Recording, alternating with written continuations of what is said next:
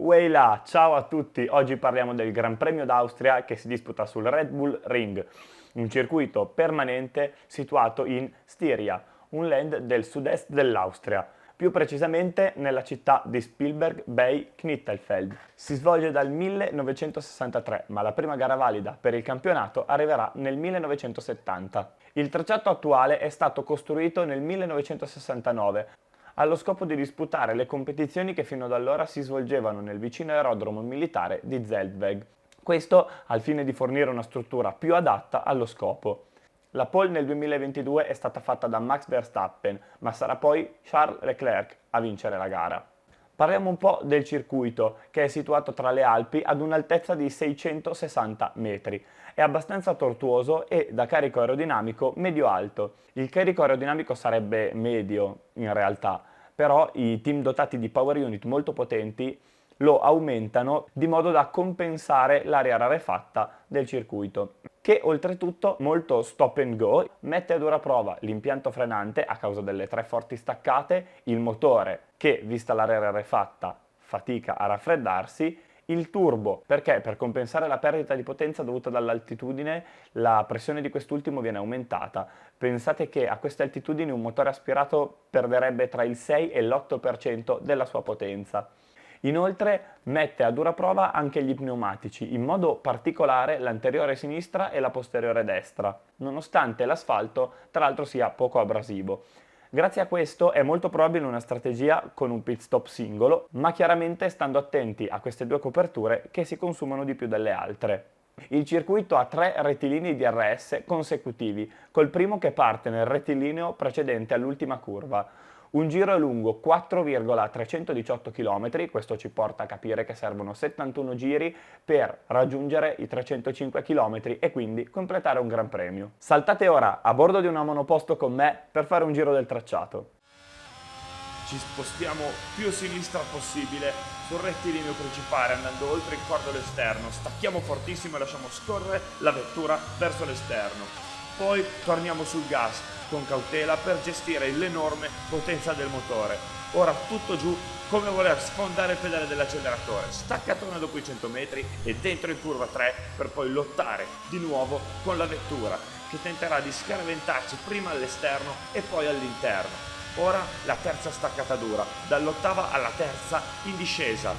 Ci lasciamo poi trasportare all'esterno e pennelliamo la traiettoria fino a curva 6 in cui scaleremo due marce e poi torneremo giù col gas senza paura verso le curve 7 e 8 in cui dovremo lottare con la forza G per tenere l'auto in strada. Ora spariamo la monoposto sul rettilineo e ci prepariamo alle ultime due curve.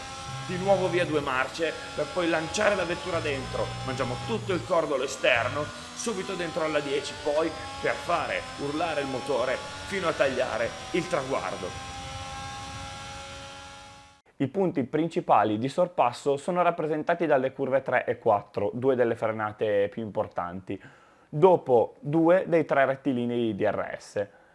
Le curve 1, 6 e 7 sono altri punti utili per il sorpasso, ma soprattutto nel caso delle ultime due i sorpassi sono più rari. Parliamo della storia di questo tracciato. La prima edizione non valida per il campionato si disputò nel 1963, come abbiamo detto poc'anzi, nei pressi dell'aerodromo militare di Zweitweg, prendendo esempio dal tracciato di Silverstone, anch'esso sorto su un ex aeroporto militare. Fino al 1970, anno in cui nelle colline adiacenti all'aeroporto venne creato un vero e proprio circuito permanente. A questo circuito verrà dato il nome di Österreichring. Nel 1976 venne allargata la prima curva a seguito dell'incidente del 75 che costò la vita a Mark Danowy alla guida di una March. La curva allora si chiamava First Hugel, che nel 77 venne sostituita con una chicane con il nome di Ella Licht, fino al 1987. Il tracciato, a causa delle poche vie di fuga e degli svariati incidenti avvenuti nell'ultima edizione, verrà abbandonato dalla massima categoria. La pista, negli anni, verrà profondamente rivista e riaprirà le porte alla Formula 1 nel 1997, con un tracciato dalla forma simile, ma profondamente rivisto e pesantemente accorciato, col nome di A1 Ring. Nel 2003 ci sarà l'ultimo GP nella Uno Ring che verrà acquisito poi da Red Bull, che tra le altre cose avrebbe voluto realizzare una versione più lunga e tortuosa del tracciato, lavori che verranno però resi impossibili da alcune proteste ambientaliste. Il circuito riaprirà il 15 maggio 2011 con il nuovo nome, Red Bull Ring, grazie all'omonimo marchio che ne ha rilevato la proprietà nel 2004, però la massima categoria arriverà di nuovo nel Red Bull Ring solo 10 anni dopo, nel 2014. Che fastidio il naso che prude. Arriviamo alle curiosità. Oltre al tracciato che ha subito un cambio quasi radicale, anche il nome è cambiato più volte negli anni. Il circuito nel 1969 si chiamava Österreichring. Negli anni 90 il circuito è stato nuovamente rivisto e venne rinominato a Uno Ring, come abbiamo detto poco fa, e poi Red Bull Ring, ma anche il nome colloquiale, che prima era circuito di Zweitweg, cambierà, anche se questo nome è ancora utilizzato. Il nome colloquiale diventerà circuito di Spielberg, appellativo ereditato dalla città che ospita l'evento. Niki Lauda è l'unico pilota austriaco ad aver vinto il Gran Premio di casa. Questo avvenne su McLaren nel 1984, che peraltro è stato l'anno del suo terzo e ultimo titolo mondiale. Un'altra curiosità riguarda Max Verstappen, che se vincesse il Gran Premio di quest'anno diventerebbe il pilota più vincente su questo tracciato, battendo le 3 vittorie di Alain Prost. Oggi, nella rubrica sicurezza, voglio parlarvi di un evento particolare avvenuto nel 2022 che vede come protagonista Carlos Sainz e di cui, secondo me, si è parlato troppo poco, in quanto rappresenti una criticità enorme per la sicurezza. Il motore della F1.75 del madrileno cede al 57° giro, mentre sta guadagnando terreno sulla Red Bull di Max Verstappen. Carlos Sainz si ferma nella via di fuga di curva 4, la vettura prende fuoco. Il pilota si ferma e, come da procedura, inserisce il folle, attende i soccorsi che però non arrivano. Questo anche a causa di un estintore danneggiato di cui si accorgono in ritardo. Il pilota non può scendere perché la vettura è ferma in salita e quindi potrebbe tornare in pista e causare un incidente. Quindi si ritrova bloccato nella monoposto ad assistere al peggior intervento mai visto. Alla fine, dopo essere saltato dalla vettura che scivolava dalla pendenza, sarà il pilota stesso a far appoggiare il retrotreno della vettura al muro e l'incendio verrà spento con molto ritardo, creando tra l'altro alla vettura molti danni in più di quelli che avrebbe dovuto subire normalmente.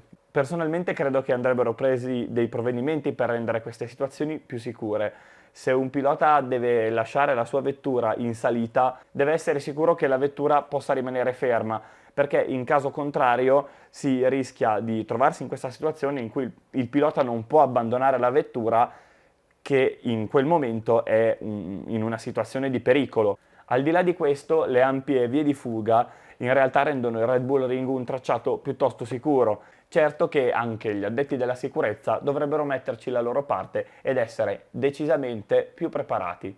Vi ringrazio per avermi seguito fino a qui e in questo caso oggi faccio un paio di ringraziamenti in più perché oltre ad avere la SF21 che mi è stata regalata dai genitori della mia ragazza, da oggi abbiamo anche la F1.75 di Carlos Sainz, così non avete dubbi su che scuderia tifo. Se per quella devo ringraziare i genitori della mia fidanzata, per questa devo ringraziare mia sorella e il suo ragazzo che, oltre ad avermi regalato questo stupendo modellino, mi supportano tantissimo in questo mio progetto. Con questo vi ringrazio per avermi seguito fino a qui. Vi saluto e vi invito a iscrivervi al canale e a lasciare un like.